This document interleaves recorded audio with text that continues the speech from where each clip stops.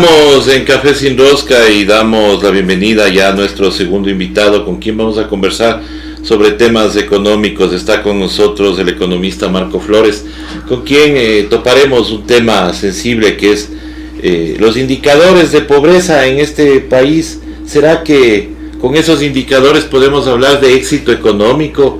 ¿Será que con esos indicadores podemos hablar de que estamos en una economía en on, como habla el señor ministro de Finanzas?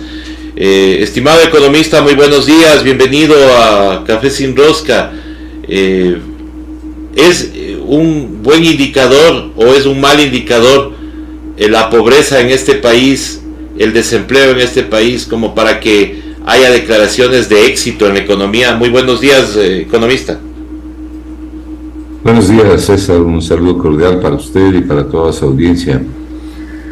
Mire, el día de ayer en un programa similar al suyo, un colega suyo me preguntaba por qué el presidente se queja de que un error del gobierno es la comunicación.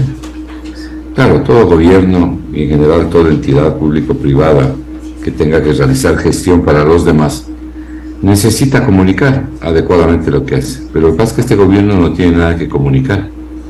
La comunicación que tiene este gobierno es la que usted está mencionando: los indicadores de pobreza, los indicadores de desempleo, de subempleo, la violencia brutal que existe en el Ecuador, la inseguridad que existe en el Ecuador. Pueden salir los funcionarios que sean a decir cualquier cosa, pero la gente está viviendo una realidad donde no hay inversión pública, que es crucial no solamente para despertar a la economía y para colocarla en una ruta de expansión que recupere empleo y que genere además nuevas plazas de empleo, sino que fundamentalmente es necesario para que pueda atender a los más de 7 millones de pobres que hay en el Ecuador, según dice el propio INEC, y que son los que van a los hospitales públicos, a las escuelas, colegios públicos, los que requieren servicios de asistencia del Estado, como en cualquier país del mundo. Entonces, esa gente, estas personas, cuando enfrentan la realidad diaria, sea de salud, de comida, de educación, evidentemente difunden el mensaje de lo que sus ojos ven. El decir que la economía está en orden, ¿qué significa una economía en orden? Significa que haya comida para todos. Significa que haya crecimiento económico, significa que haya seguridad ciudadana y seguridad social, significa que disminuya la pobreza, que aumenten las plazas de empleo adecuado, que disminuya el subempleo, esta terrible ecuación de desempleo y subempleo. Preguntémonos en voz alta, ¿ha ocurrido esto? No, no ha ocurrido. No ha ocurrido, todavía estamos por debajo del mes de diciembre, que fue el último mes prepandemia del año 2019. Ni siquiera hemos recuperado lo que tuvimos en el año 2019, a pesar de que el año 2019 fue un año muy malo, en que el crecimiento económico fue cero. Entonces aquí no hay nada para festejar, ni hay nada para celebrar. Lo que hay es un profundo malestar, un profundo hastío de la población, que reclama todos los días lo que todos somos testigos, ¿no? De la gente en las calles, de la gente en las plazas, de la gente en los hospitales, de los padres de familia desesperados. Aquí en épocas de matrículas, los padres tienen que ir un día antes o a la madrugada a hacer cola para que sus hijos puedan entrar a una escuela. ¿Cuántos estudiantes universitarios se quedaron afuera sin poder ingresar? La estadística que publica el INEC de desempleo, de subempleo de los jóvenes en el rango de 18 a 29 años, es decir, en la flor de la juventud, es terrible. El 72.4% de los jóvenes de entre 18 y 29 años están desempleados y subempleados. Esto lo dice el INEC. Son cifras terribles. Y lo mismo ocurre en el caso de las mujeres. Y en general, en el país, de hombres y mujeres, 65% de la población económicamente activa, es decir, de 15 años para arriba, que quieren y pueden trabajar, están desempleados o subempleados. El objetivo de la buena economía es que la gente mejore, que la gente tenga un mejor presente y un mejor futuro, que viva mejor, que viva con dignidad. ¿Es eso lo que tiene el Ecuador? No, no es eso lo que tiene para la inmensa mayoría. Entonces, se puede salir a decir lo que quiera, ¿no? Pero la realidad muestra una fase totalmente diferente por el que desde hace 6 años está atravesando el país, la economía ecuatoriana y sobre todo la gente. Yo no soy economista, pero a ver, los indicadores que pone el ministro de Finanzas es que, por ejemplo, y lo hemos criticado acá, pero siempre habla él de que aumentaron las ventas. Entonces para él el indicador es eso, ¿no? Hay ventas, pero vemos que no sé cómo aumentan las ventas cuando vemos negocios que se cierran por las extorsiones, negocios que se van a otras ciudades justamente por el peligro de la delincuencia. Entonces parece que no le están dando buenos indicadores al ministro, o él mismo se los está inventando, economista. Es difícil comprender las cosas que dice el ministro de Finanzas. Yo personalmente creo que él tiene una profunda deficiencia de conocimiento de las ciencias económicas, pero ni aún así eso justifica las cosas que dice.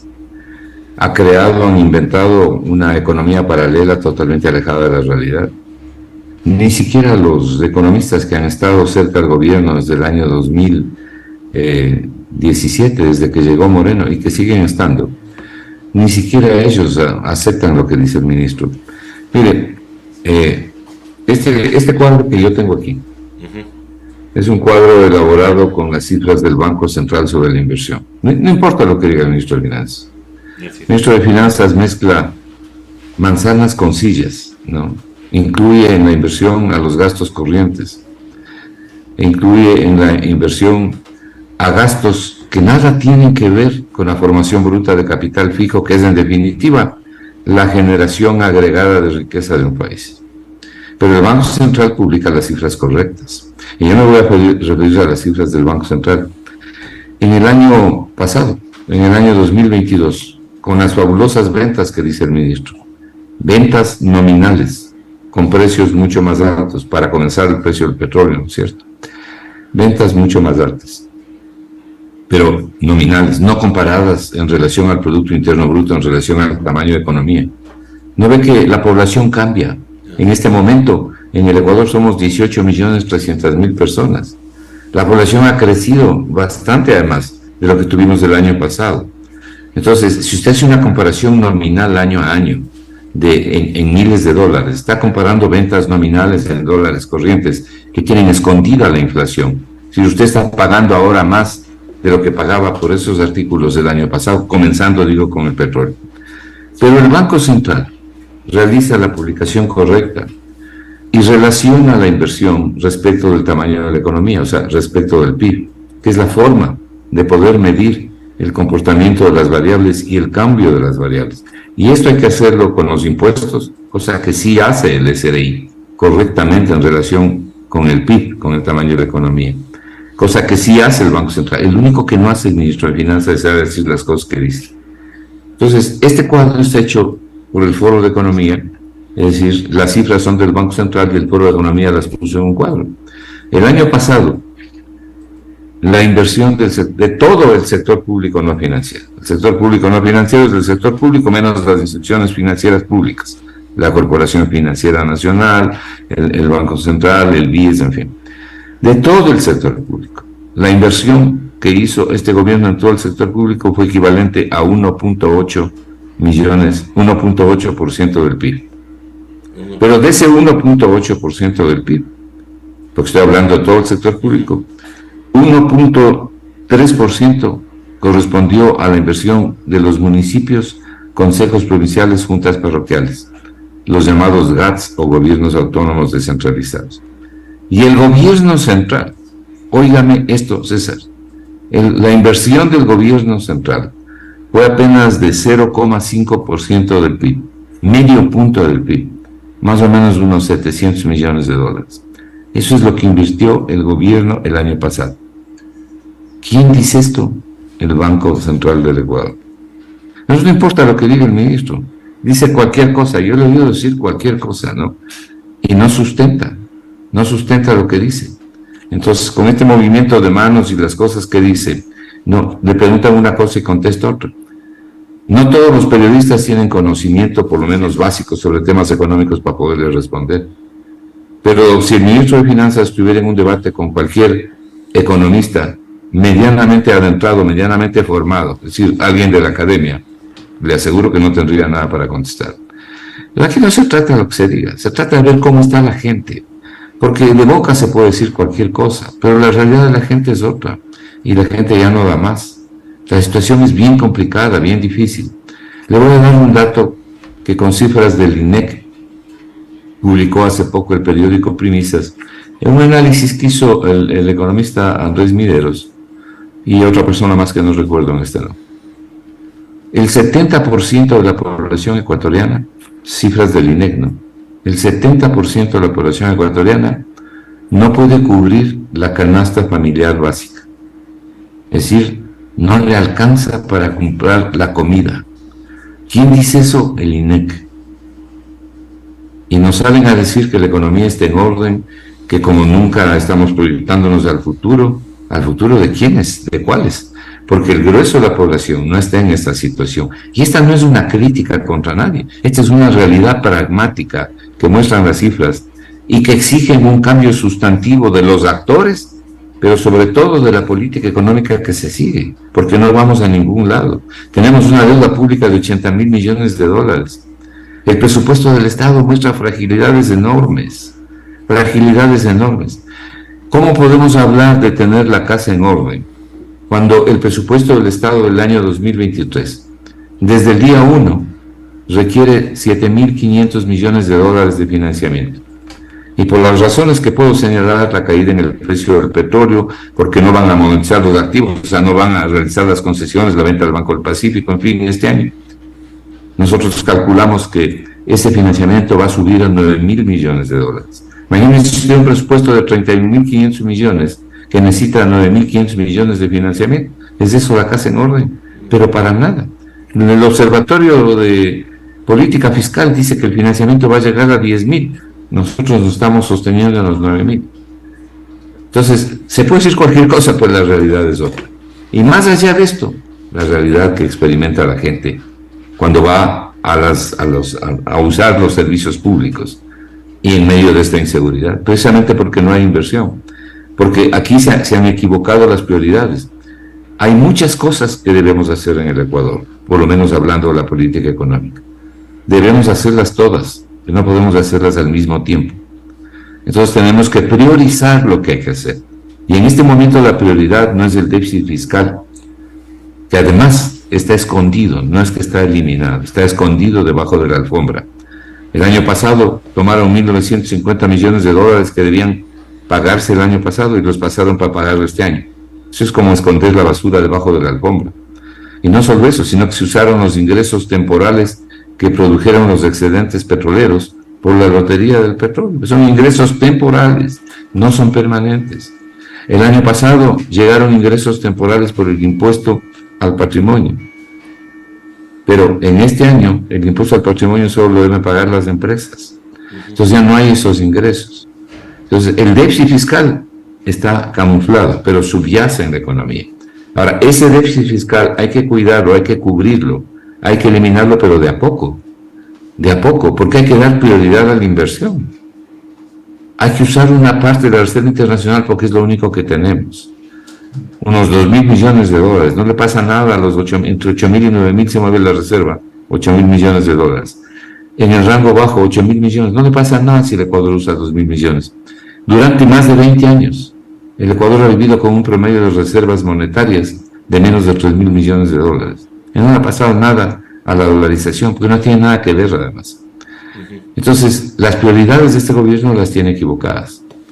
Y las tiene equivocadas porque yo creo que hay intereses en conflicto muy profundos y muy graves en desmedro de toda la población ecuatoriana, ¿no? Como las propuestas que estamos escuchando se quiere hacer para privilegiar a un sector de la economía en desmedro del otro, con la plata de todos. Economista, justamente eso iba, porque el anuncio del gerente del Banco Central, a pesar de que después se ha retractado o tratado de modificar su discurso, pero él dijo claramente que están buscando incentivos para la banca, incentivos para las empresas privadas, incentivos para ellos. Pero bueno, ¿por qué esos incentivos tiene que salir justamente de la plata del Estado. ¿Por qué a ellos nomás pueden incentivarles?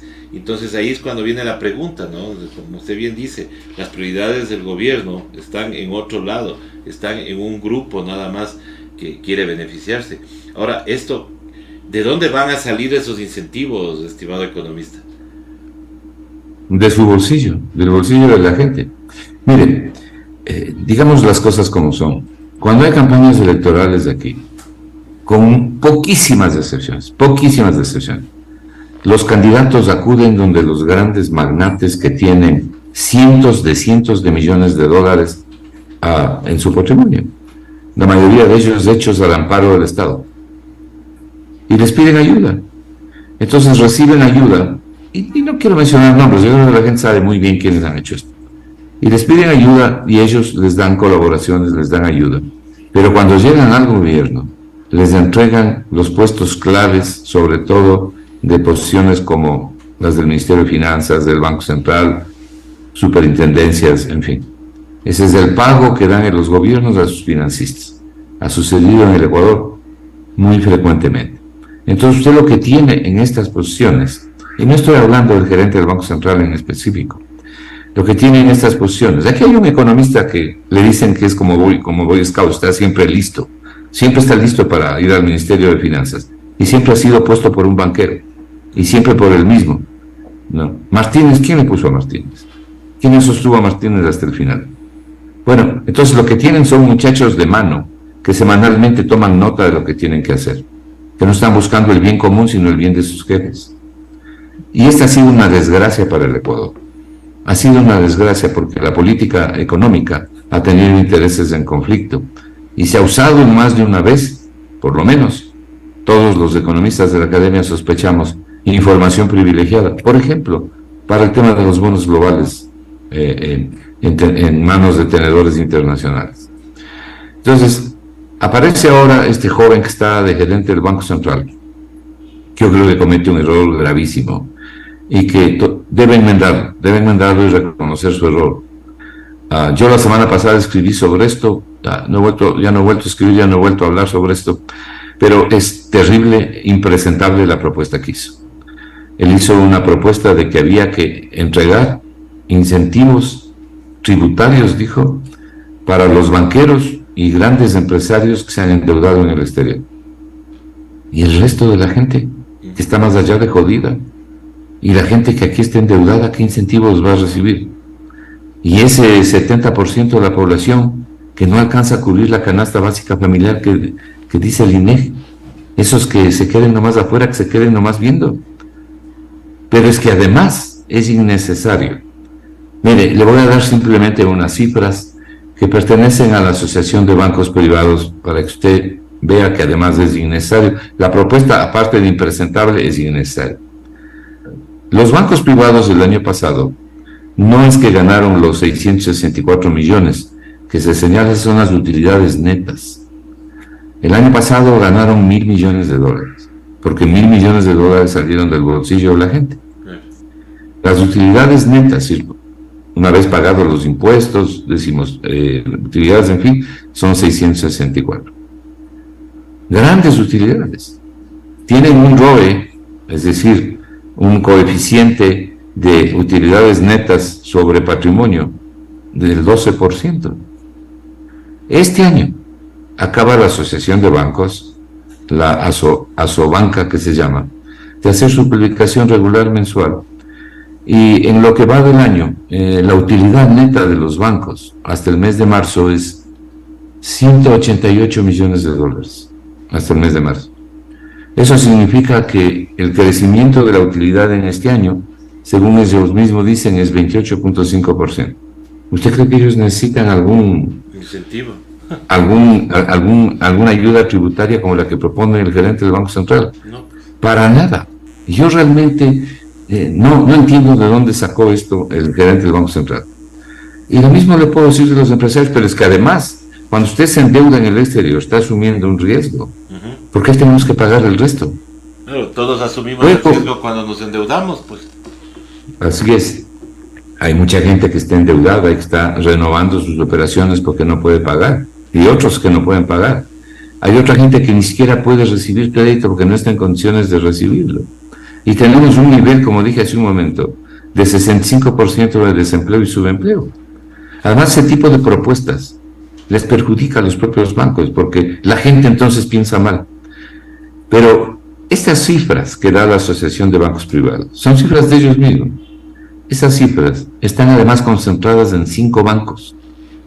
Cuando se habla aquí de los bancos, es una palabra muy general, se mete a todos en el mismo saco.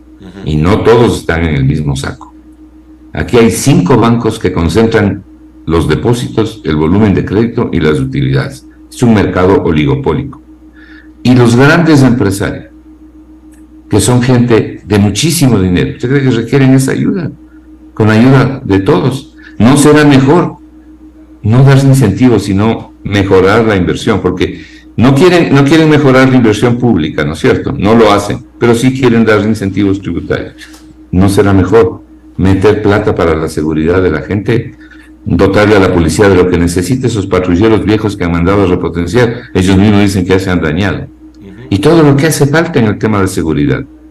¿Y qué decir de los hospitales, de las escuelas, de los colegios? En fin, lo que todos sabemos que hace falta en el Ecuador.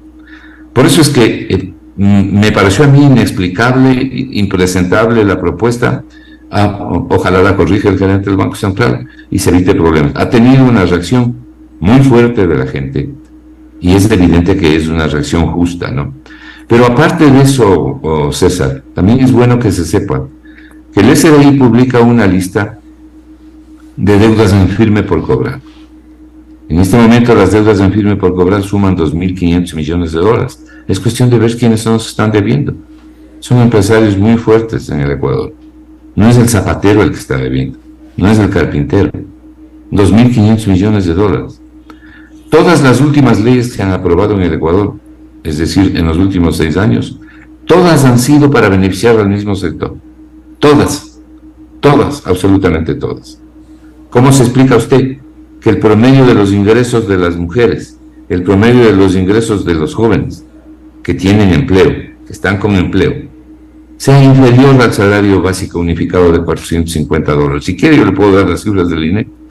¿Por qué es inferior a $450? Porque están ganando menos del salario básico unificado. ¿Gracias a qué? Gracias a esta ley humanitaria que se aprobó en las postrimerías del año 2021, que fue la gran idea genial del señor de la Torre. Cuando se dijo, la economía anda bien, las que no andan bien son las familias. Imagínese usted semejante declaración que en ese momento tuvo el ministro de Finanzas. Entonces, desgraciadamente, el enfoque de la política económica no está hacia la prioridad que debe ser el bien común. Esto es, a que la gente mejore, viva mejor. Lo que los economistas decimos es el desarrollo humano, en la búsqueda del desarrollo humano, que es vencer la pobreza. Vencer la pobreza no es inevitable, se lo puede lograr. De hecho, muchísimos países lo han hecho, como los países escandinavos. Por lo menos reducir los índices de pobreza. Mejorar la calidad de vida de la gente con mejor educación, mejor cuidado de la salud, mejor medio ambiente. Ayudarles a los niños con una mejor nutrición. Esas son prioridades del Estado. Darle a la gente la seguridad que está reclamando. Mejorar la seguridad social en el Ecuador. Pero no se hace nada de eso. ¿Por qué? Porque la política económica no está orientada al crecimiento económico. Y si no tenemos un crecimiento económico vibrante, fuerte, sostenido en el tiempo, ni siquiera vamos en poco tiempo a poder pagar la deuda pública, que dicho sea de paso, está en 80.000 millones de dólares. Mire, el Ecuador refinanció, reestructuró, difirió, como usted lo quiera poner, parte de su deuda externa en el año 2020. Este no es el momento para hablar de los bemoles de esa reestructuración, voy a hablar de lo positivo de la reestructuración. Y difirió pagos de capital e intereses. A finales del año 2025 hay que pagar mucho más en capital e intereses porque ese diferimiento se cumple. Además, se nos une la deuda con los chinos. Entonces, el Estado ecuatoriano, a finales del 2025, comienzo del 2026, va a tener que dedicar al pago de capital e intereses con la deuda actual, ¿no? Si sube la deuda actual, va a tener que dedicar más plata. va a tener que dedicar alrededor de 10.000 millones de dólares del presupuesto, de un presupuesto como es ahora de 31.500 millones. Será 35.000 en ese momento, o 33.000. Imagínense dedicar 10.000 millones al pago de la deuda. Hay que poner un ojo a eso. Y ese ojo significa crecimiento económico. Es lo único que puede salvar, en definitiva, a la economía de caer en un estrangulamiento por el tema de la deuda pública. Pero en el 2020 se difirieron pagos. Y lo mismo se hizo en el caso de los chinos. Algo se difirió que en 2 años ya se cumple. Justamente el próximo gobierno llega ese sí con la soga al cuello en temas del pago de la deuda pública. Yo he hecho una propuesta hace una semana, una propuesta que al gobierno lo único que necesita son 10 minutos para implementar y que le puede dar más o menos 1.400 millones al año. ¿Para qué? Para ponerlo en un fideicomiso, ya voy a explicar, ponerlo en un fideicomiso y dedicarlo exclusivamente a seguridad, a los niños ecuatorianos, a los hospitales, es decir, a lo fundamental que requiere el Ecuador, que es la inversión social. Y eso ¿De dónde es sale lo que la plata? esperamos, estimado economista. Yo quiero agradecerle y mil disculpas, tiempo ya se nos acabó, pero quiero agradecerle, estimado economista, y vamos a tener que hacer un segundo análisis con estas propuestas, justamente. Y solamente denme 30 Sí, segundos, porque no quiero que esto quede inconcluso. Deuda como el Banco Central, que está alrededor de 8.000 millones. Lo que yo propongo es diferir el pago de esa deuda. En el último año, el Ministerio de Finanzas, el año pasado, le pagó al Banco Central 1.400 millones. Si diferimos eso, hay que pagar, pero si diferimos eso, más o menos el Ministerio de Finanzas podría contar con más de 100 millones de dólares mensuales. ¿Para qué? Para dedicar a la inversión social pública, comenzando con seguridad, comenzando con inversión en seguridad, poniendo la plata en un fideicomiso para que solamente se use en esto. ¿Qué necesita el gobierno para esto? Nada, solo decidir. Hablaremos en otra oportunidad, César. Sí, muchas gracias. estimado economista, y le agradezco mucho por haber estado con nosotros aquí en Café Sin Rosca, agradeciéndole como siempre sus análisis que son muy profundos y que deja a la población o a nuestros oyentes con esa sabiduría que debemos todos tener sobre los temas económicos que muchas veces no se topan en los grandes medios. Estimado economista, muchas gracias, un abrazo.